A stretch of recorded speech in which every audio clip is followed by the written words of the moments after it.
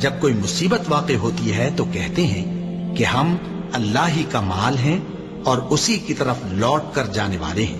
اور اے پیغمبر، جب تم سے میرے بندے میرے بارے میں دریافت کریں تو انہیں معلوم ہو کہ میں تو تمہارے پاس ہی ہوں۔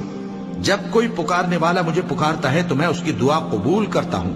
تو ان کو چاہیے کہ میرے حکموں کو مانیں اور مجھ پر ایمان رکھیں تاکہ نیک رستہ پائیں۔ اس وقت تم میں سے دو جماعتوں نے جی چھوڑ دینا چاہا، مگر اللہ ان کا مددگار تھا، اور مومنوں کو تو اللہ ہی پر بھروسہ کرنا چاہیے۔